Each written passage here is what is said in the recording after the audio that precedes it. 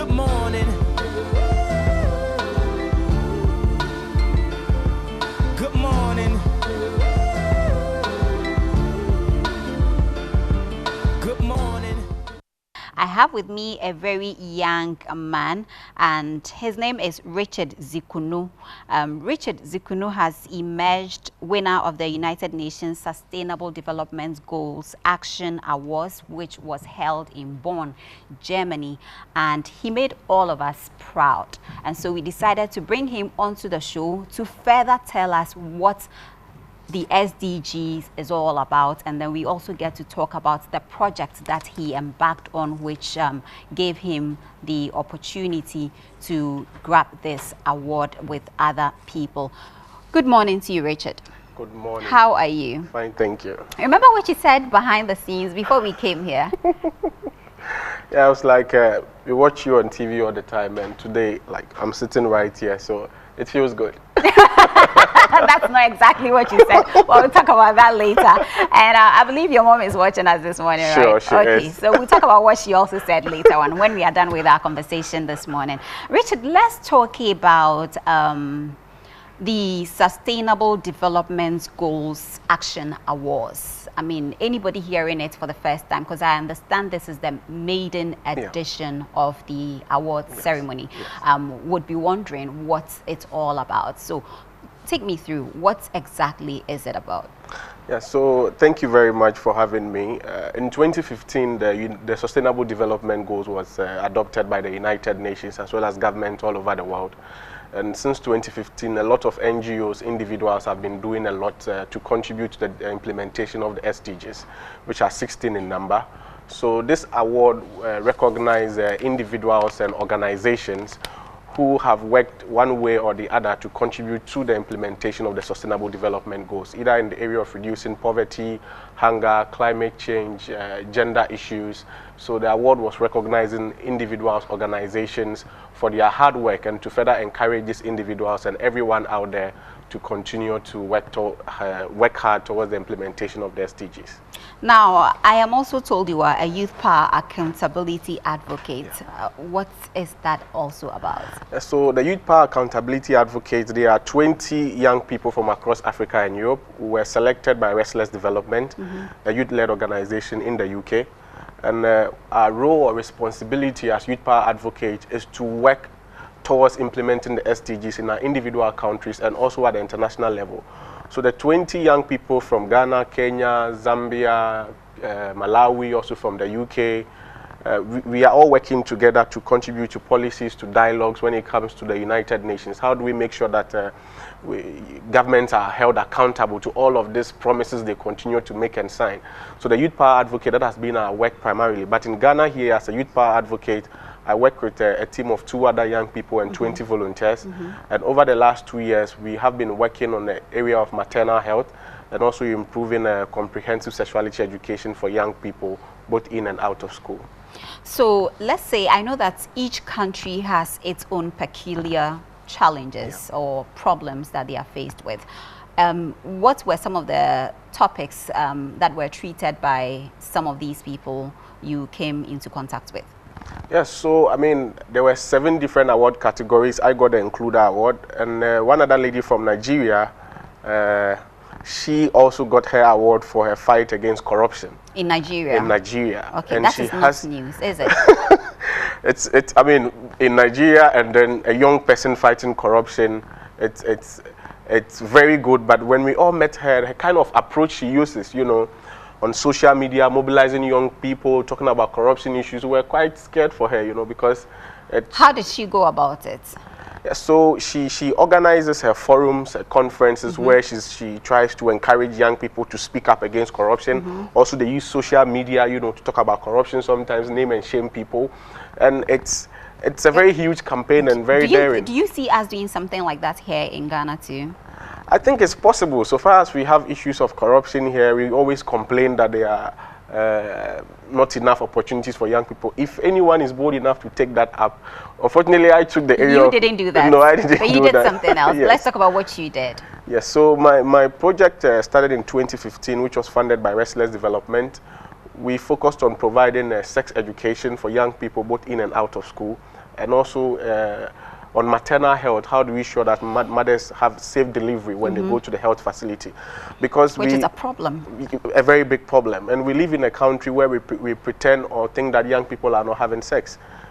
In some of our focus group discussion, we met young people as young as 12 who have experienced their first sex but have no knowledge of contraceptives.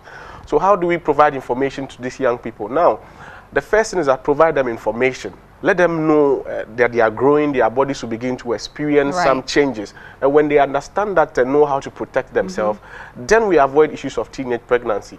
So we give information to these young people. First, either they delay having sex, they abstain completely, but for those who still decide to get engaged, they have to protect themselves so that at the end we prevent issues of HIV and AIDS and also teenage pregnancy. Also on maternal health, there were some mothers that they go to the health facility. Sometimes they don't even have health facilities in their communities at all.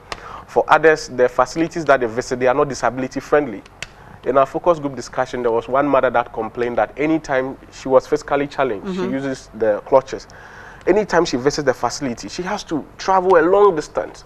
Before she gets to the hospital, there's no lift, staircase. She has to climb to the 3rd floor. I mean, how do you expect a heavily pregnant woman who travels almost hours to get to the hospital, and at the end she goes through this ordeal?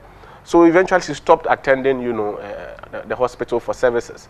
And during delivery, she had a lot of complications. So these are some of the issues that, as Youth Power Advocates, we are trying to bring to the public. We are trying to make our government aware of, so that we begin to take practical actions and measures to help women, so that whilst they are going to give life, they don't lose their life. And for young people also, because of teenage pregnancy, they don't drop out of school. And do you think the government is unaware of these issues that we are faced with as a country, or it is just the normal way of going about things as we always do? They know, perhaps they haven't given it that needed attention. Exactly, and I think you just mentioned it. They are aware of it, but it's not become a priority to our government yet. Of course, Ghana Health Service, the government of Ghana, through various interventions, is trying to help this situation. We have the Ghana Health Service Adolescent Policy and Strategy, which was passed, which is very good, because this policy and strategy outlines what should be done for young people. But in terms of committing budgets, resources, money to implementing that young people,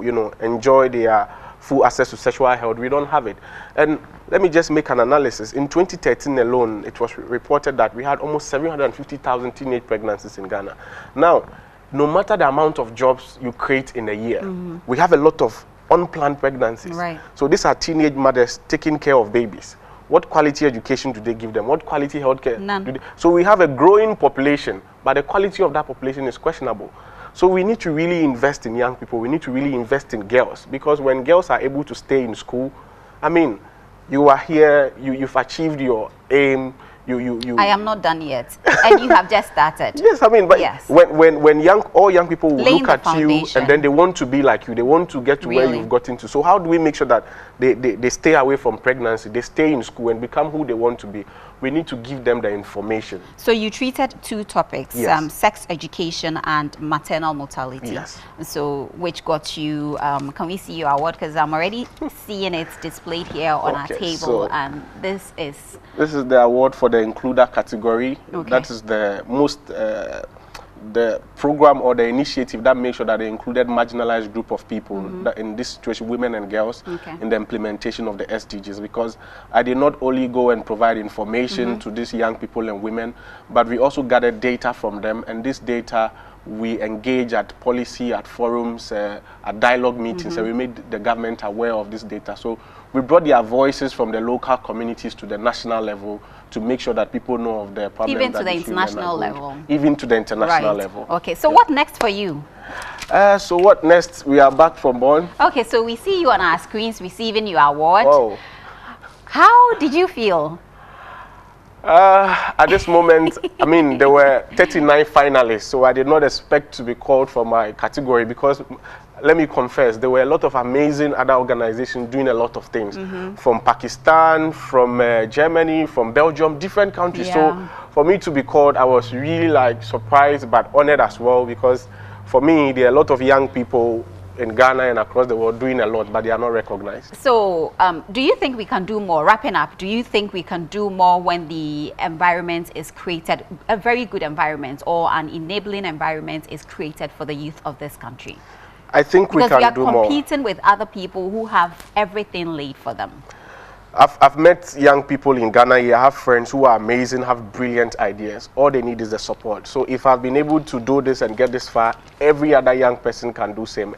And there are brilliant young people out there even doing greater works that I am doing. So if we get the support, it's possible. And just like I'm back now, we need support. Right. We have to continue to empower these women and girls. So anyone out there who wants to support our project, the kind of work we are doing, we're empowering women, we're empowering girls.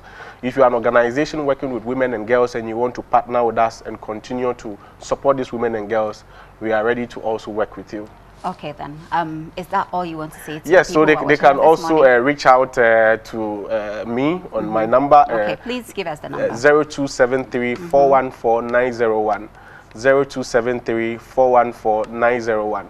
And I'm sure together we will be able to bring innovative ideas and continue to reach as many women and girls in rural Ghana as possible. All right. Thank you so much, Richard. So if you want to support, you can call Richard on 0273 414. Is it right? Yeah.